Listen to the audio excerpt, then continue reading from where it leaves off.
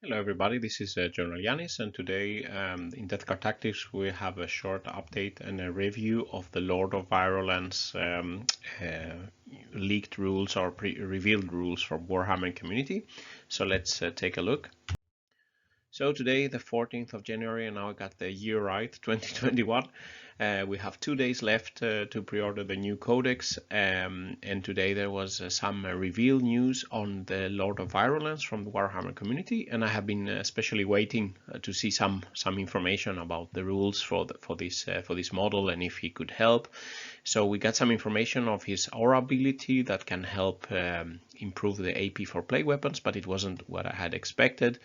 We have seen some of the weapon stats revealed for his double twin sprayer, his weapon revealed previously, and also Warhammer community also showed the rules. They completely changed Blight bombardment stratagem. And some spoiler alert, it didn't look as good as the previous one. So let's take a look on what we have seen so far for the Lord of Virulence.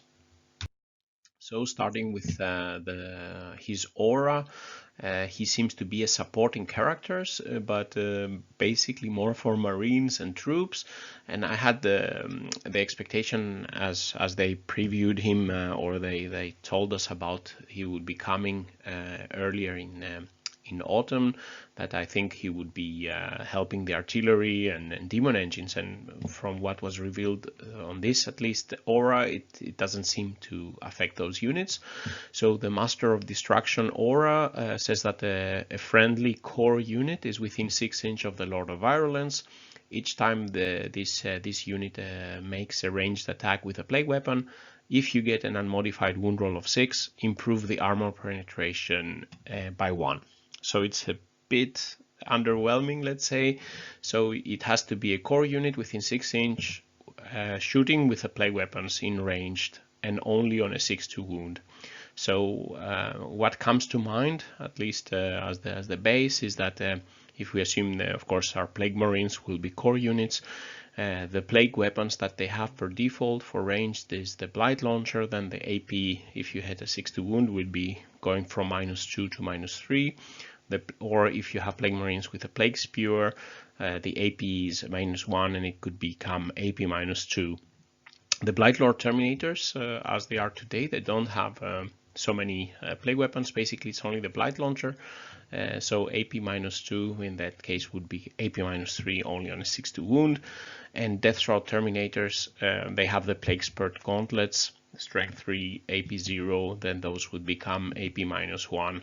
And then, for example, other core units, for example, Poxwalkers don't have any ranged weapons, and if they're possessed, for example, our core units, they don't have ranged weapons. Maybe the Hellbrutes could become core units.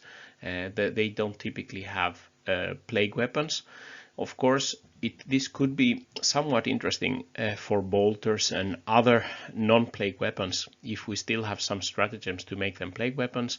And of course, the Wormspitter Relic. The Wormspitter Relic could be really helpful in shooting an enemy unit, and then everything that targets that unit could get the benefit of plague weapons and maybe also the benefit of this AP. But for many of the stronger weapons, like if you have a las cannon or a meltagun or something like that, or crack missile, you are already having a very high AP, so you're not really benefiting from this aura. So overall, it seems like a very small improvement. Many times the AP is already high enough. For example, if you're shooting a model with invul save, or if you're shooting models that don't have so high saves, it doesn't matter if, for example, you already maybe are reaching the limit of where the AP can help you. And even when the AP could help you, it's only a 19.4% chance to get 1 extra AP. So you have 1 in 6 chances on the 2 wound roll to get a 6. And because it's a play weapon, you can re-roll the 1s. And then so you have a 6th chance plus 1/36 chance to get 1 extra AP. Of course, it doesn't hurt to have it, but just very early, if this is the only benefit, then I think it would be not very easy to just take this model just to get this benefit. So of course we have to see on the codex what other abilities and some other uses he could have before, of course, evaluating, but at least so far from this aura described, it's nothing super super crazy or something to get super excited about. So just a few words on his weapon. The twin plague spear weapon were revealed before Christmas, and basically it's literally 2 times a plague spear. So the plague spear is a 12-inch weapon and has a d6 attacks, auto hit with strength 5, AP -1 and damage 1. So the twin plague spear is basically a 2d6 weapon. So and yeah, we saw also in this one that the plague weapon rule is confirmed, that they have the reroll once to wound. Of course, we don't know about his power fist and some other weapons he might be also having, and of course other abilities that he has.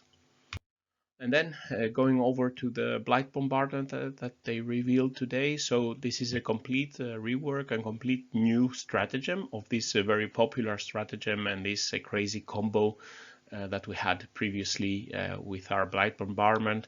And it seems by looking at this that the days where we could have a big unit of plague marines shooting 20 d6 grenades and obliterating basically anything on the table that was foolish enough to come close by to them, now it's completely different.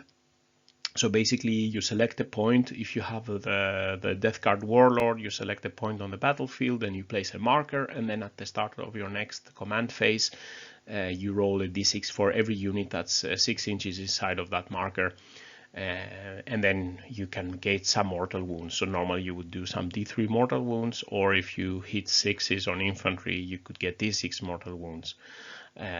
So that's it. And what the Lord of Virulence does for this is that instead of costing 3 command points, it costs 2 command points, and you can only use it once per battle.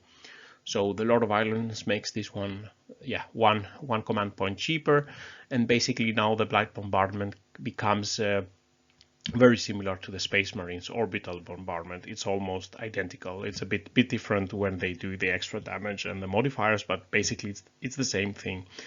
So I think it could be okay to use to flush out some units, kill off maybe some infantry that are holding some objective in the backfield of your opponent, but of course it's a bit expensive and you can only use it once, and because it takes a whole turn, your opponent could move out of this region not to be affected.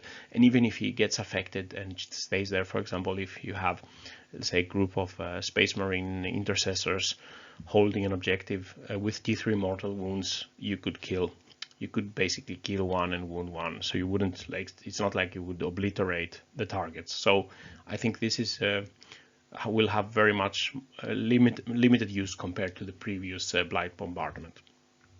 So summary and final thoughts. We got some information finally on the Lord of Virulence ability. Not exactly what I was expecting.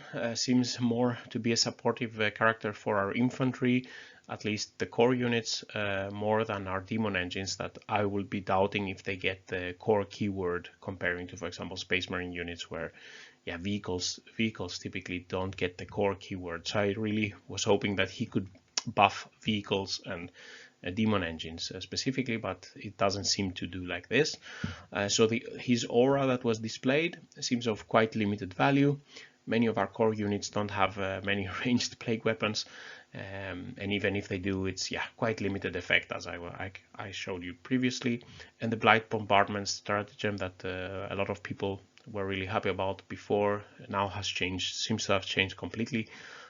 So not the most exciting news today compared to what we had a couple of days ago with a lot of nice new rules, updates, and so on. This is a bit, I would say quite mediocre.